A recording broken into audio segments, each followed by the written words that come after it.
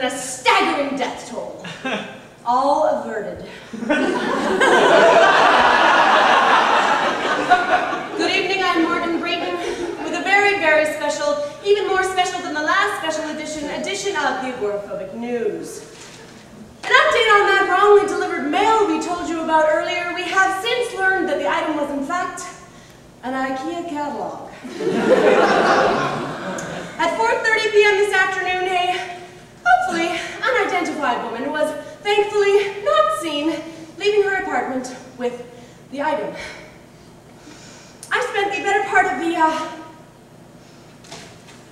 woman who could not be identified, spent the better part of the afternoon taking a few steps down the hallway and then rushing back inside her apartment. From this unreliable report, it will certainly be difficult to prove that it was in fact the unseen woman who ruined the IKEA catalog by trying to shove it through her neighbor's mail slot and then lighting it on fire.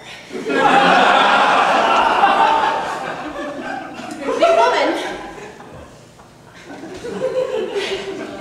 who could not be reached for comment would most likely want to say that she's sorry for lighting that fire in the hallway and torching the please wipe your paws welcome mat, when probably a cloth would have taken the fingerprints off the IKEA catalog.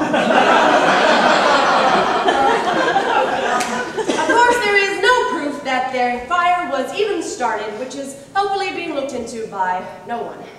We now go live on location with Brayton to get some final thoughts on these dramatic events. Morgan?